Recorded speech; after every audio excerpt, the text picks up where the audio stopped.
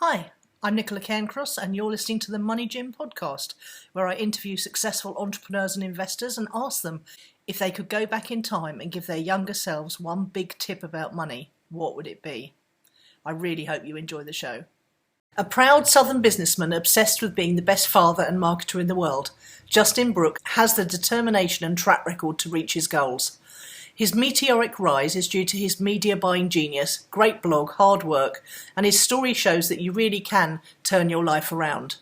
Justin Brooke was well known for having been Rich Schefren's personal traffic guy, and he got his start with just $60 in an Adwords account and turned it into six figures.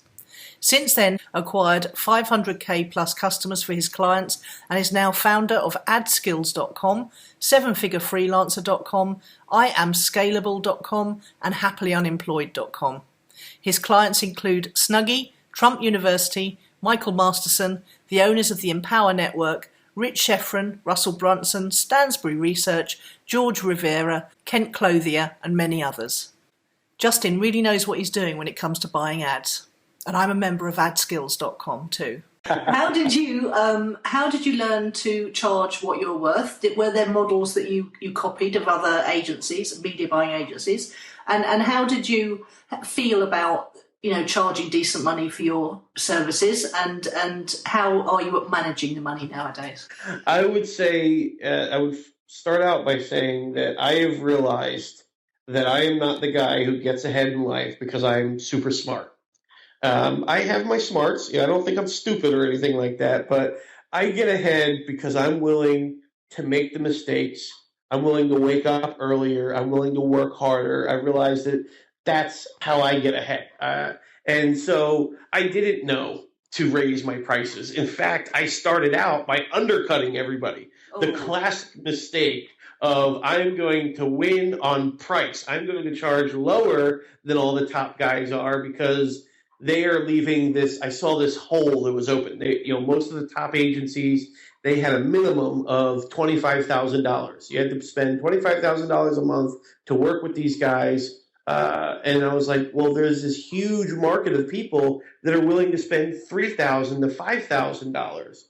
I quickly learned that those people, the reason why they only can spend $3,000 to $5,000 is they don't have the established sales funnels yet to be confident in spending $25,000. So I learned, that's kind of how I've learned everything really, is a lot of trial and error. And so I learned quickly that these guys didn't have the types of sales funnels that would convert, that would get an ROI. And that's why the guys charge more. And so I started charging more money. I just said enough with it. I can't make my customers happy unless I charge a minimum of $10,000, because if I don't charge the $10,000, then they don't have the right type of funnel, and they're going to be mad at me because I'm going to spend their money and they're not going to get anything bad. They're not going to get anything back out of it, and so it's not going to work. And so my minimum of $10,000 a month is not because I just want to jack the price up and I want to charge it. It's actually a filtration to make sure that I'm only getting customers that I can help, that I can get a positive result for. And that has really helped me. So that's how I've gotten to charging, increasing my prices. I also hired a coach along the way. I have had a coach. If you listen, I've had someone mentoring me or coaching me the entire way through. And I think that everybody should. Every Olympian standing up there receiving his gold medal has a coach that is clapping for him out in the audience. Every athlete has a coach. Tiger Woods has had a coach his whole life. It gives you the accountability. And it really, what I love about having a coach is you have someone that is not emotionally tied to the business. Yeah. Somebody who can still think logically about those crises that you're having. And so many times I feel like I'm having a crisis, and then I talk with my coach, and I'm like, oh, you just do this and this, and it's solved. It's like, if you talk to your family, they get all worried for you, don't they?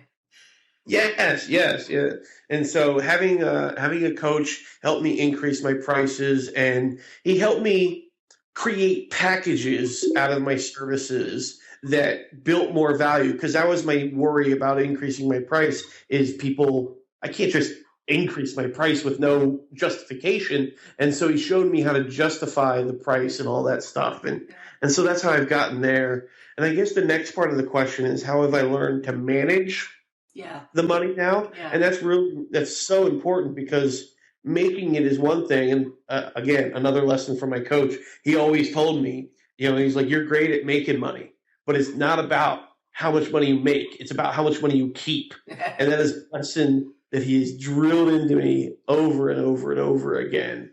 And so he taught me about using a pro forma, which is basically a complicated spreadsheet that I never like to look at. This is the part my wife does. She does the finances, and much better for a woman to manage finances than a man. Well, we've done it for hundreds of years, haven't we? That's the thing. Yeah. So the basics of the pro forma projects out 90 days at a time, what our earnings are going to be, what our costs are going to be. So everything from, how much gas money, every bit of money is accounted for, both earnings and expenses in this pro forma. That way we know what's going to happen, and we've budgeted for wiggle room in between. That way we know, okay, well, we normally spend a range of this. It could be as low as this or as high as this. That way, if there's mistakes, and so, when he taught us how to use a pro forma for our expenses, that was when we were able to really start putting money away and, really having real money, sustainable money. Yeah. It's such peace of mind. It brings such peace of mind. It's unbelievable. Absolutely. And starting to pay ourselves paychecks instead of just saying all of the money that is left over is our money. No, that's not how it works. And it does, because, I'm a very visual person, and some multimillionaire friends of mine taught me how to do, well, we call them cash flow forecasts over here. And he said, well, most people make the mistake of doing them monthly. What you need to do is do them weekly and reconcile it weekly to your bank account, make everything that's happened in bold and everything that hasn't happened, decide whether you need to move it along a week. But because you can project out, and I actually do one for the whole year, and then I do reconcile it weekly, even when you've got no money, it makes you sleep better at night. And the other thing that it does is I think it subconsciously gives you the feeling that if you start to earn big money, you'll be able to manage it, because that's one of the fears people have, isn't it? Yeah. So that's awesome that you do. It really gives confidence around your money. Yeah, and no nasty surprises either. Being able to go to the cash point and give your card over in a restaurant. I know you've had hard times, so you must have experienced that too. It's grim. Yeah. Good stuff. Okay, so loads of great habits there around your money. And what do you think you'll be investing in one day? Are you keen on real estate, or do you think you'd like a pop at the stock market? Do you have any future investment plans?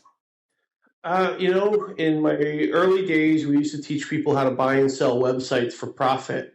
And I am really sold that one of the best investments, one of the most underrated investments, is buying websites from other people. There are kids in college who build up these websites, and then they just need to sell them because they need money, to pay for the next semester or whatever. There's hobbyists who build up websites about various niche topics, who then they outgrow the website and they can't handle it anymore, and so they need someone. So when we start investing, obviously we will diversify our money, and we've already started some investing. Sean has been looking into various things, but one of the biggest things I'm going to be focusing on is building a portfolio of websites that we have acquired and using our outsourcers to run those websites.